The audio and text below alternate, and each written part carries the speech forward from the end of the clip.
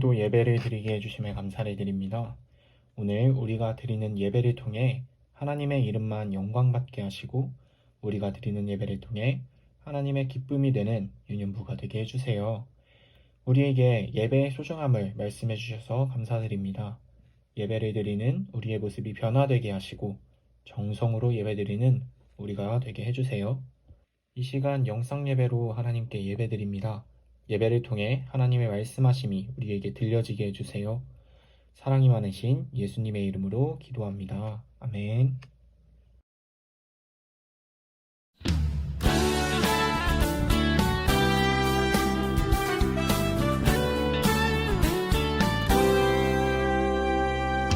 너와 나의 모습이 예수님 닮아 너와 나의 모습이 예수님 닮아 하루 이틀 매일매일 지날 때마다 더 닮아가길 원해요.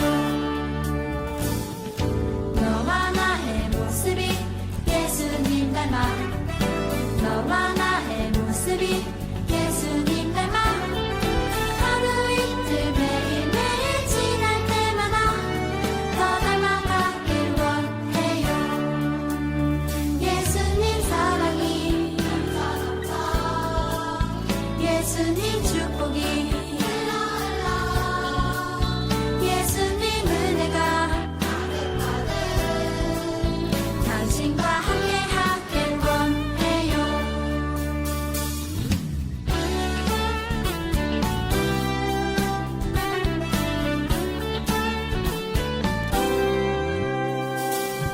너와 나의 모습이 예수님 닮아 너와 나의 모습이 예수님 닮아 하루 이틀 매일매일 지날 때마다 더 닮아가길 원해요.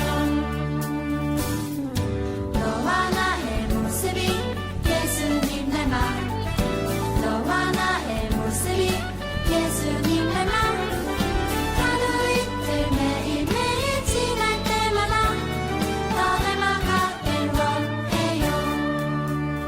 예수님 사랑이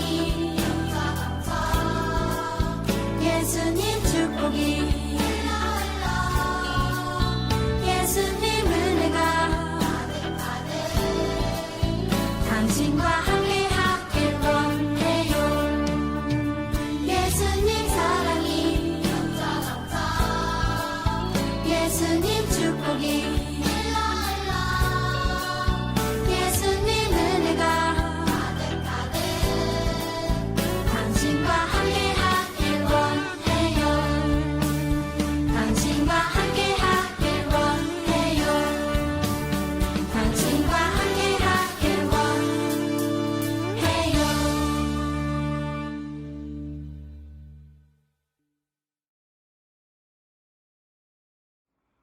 자, 오늘 여러분과 함께 공부해야 될 말씀은 하나님 백성이 살아가는 방법에 대해서 우리 함께 나누려고 합니다. 그 말씀 한번 볼까요? 출애굽기 19장 5절에서 6절 말씀이에요.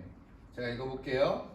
세계가 다 내게 속하였나니 너희가 내 말을 잘 듣고 내 언약을 지키면 너희는 모든 민족 중에서 내 소유가 되겠고 너희가 내게 대하여 제사장 나라가 되며 거룩한 백성이 되리라.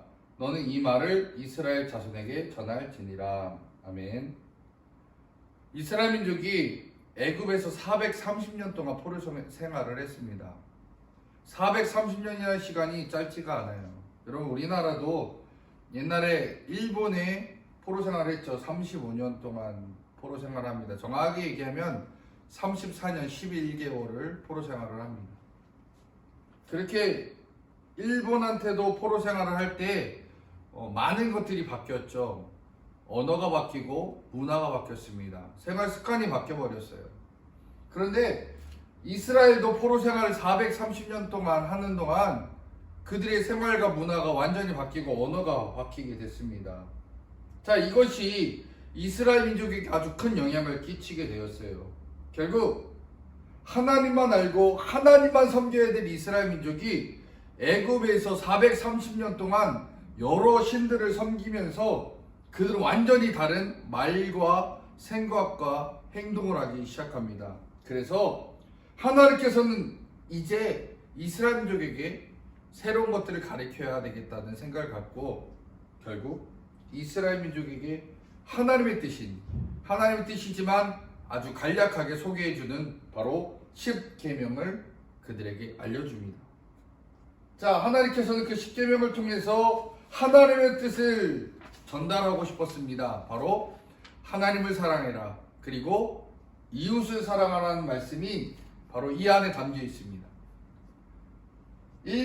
1계명부터 4계명까지는 하나님을 사랑하라이고 5계명부터 10계명까지는 이웃을 사랑하라는 내용이에요. 이것을 하나님께서 우리에게 알려주셨습니다. 그 전엔 그렇게 살지 않았다는 거죠. 제가 하나씩 읽어볼게요. 1계명, 나 외에 다른 신을 섬기지 말라. 2계명, 우상 앞에 절하지 말라. 3계명, 하나님의 이름을 함부로 부르지 말라. 4계명, 안식일을 거룩하게 지키라. 5계명, 내 부모를 공경하라. 6계명, 살인하지 말라. 7계명, 간음하지 말라. 8계명, 도둑질하지 말라. 9계명, 이웃에 대하여 거짓 증거하지 말라.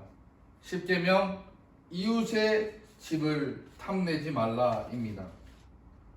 하나님께서 이것을 우리에게 알려주시면서 너희들이 세상 사람들과 다르게 살려면, 구별되게 살려면 하나님 말씀을 순종하고 그것을 따라 살며 그것들이 너의 삶에서 드러나게끔 살아라라고 말씀하시면서 우리에게 이 바로 하나님의 말씀을 우리에게 알려주신 겁니다.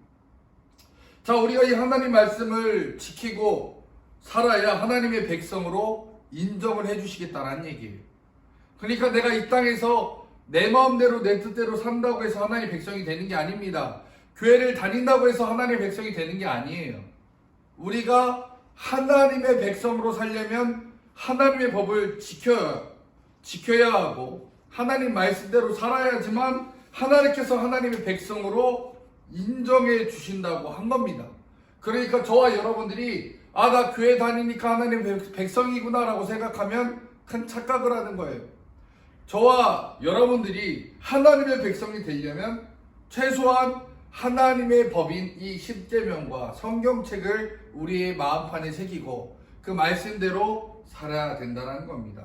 자, 그래서 하나님의 말씀을 우리가 지키고 살아가면 하나님께서 우리에게 주신 특별한 복이 있어요. 한번 볼까요? 넘겨주세요.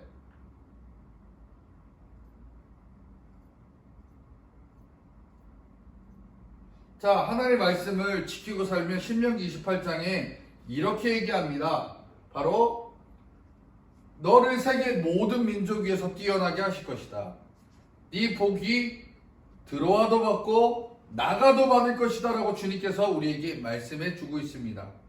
바로 내가 하나님의 자녀대로 살아간다면, 하나님 뜻대로 살아간다면 하나님이 우리를 보호하시고 하나님께서 우리를 지키시고 우리에게 복을 주신다는 얘기예요. 그러나 하나님의 자녀가 아니라 내 마음대로 내 뜻대로 살아간다, 그러면 또 하나님께서 저주의 말씀을 주십니다. 다 한번 넘겨주실래요?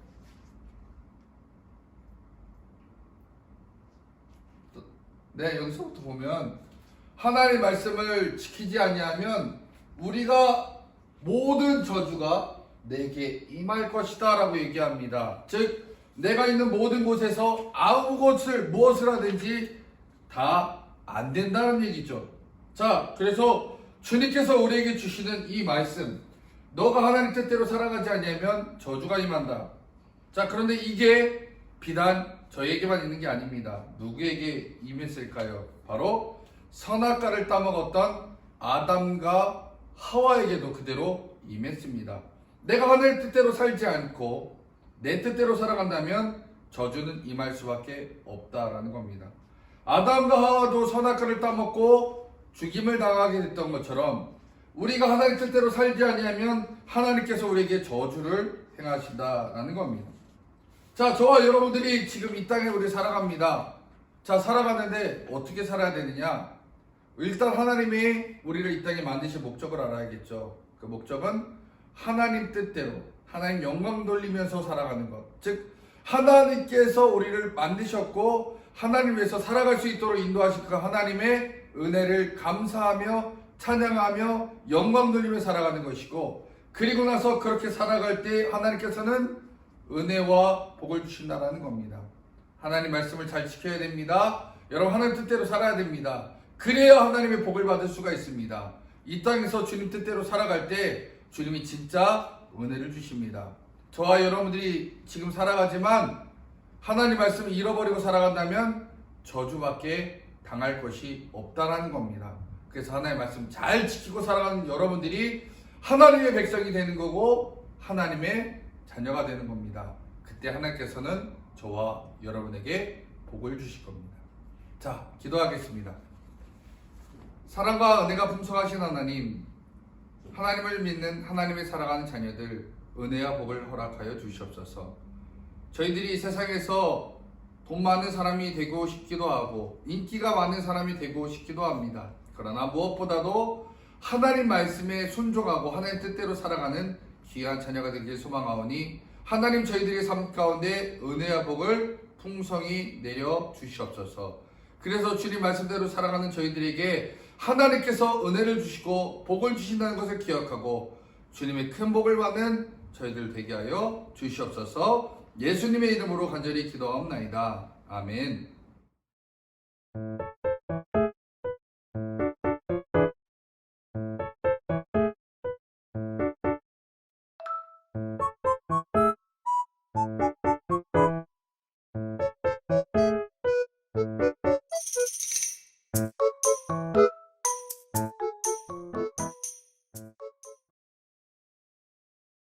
하늘에 계신 우리 아버지여, 이름이 거룩히 여김을 받으시오며 나라가 임하시오며 뜻이 하늘에서 이루어진 것 같이 땅에서도 이루어지이다. 오늘 우리에게 일용할 양식을 주시옵고 우리가 우리에게 죄 지은 자를 사하여 준 것 같이 우리 죄를 사하여 주시옵고 우리를 시험에 들게 하지 마시옵고 다만 악에서 구하시옵소서.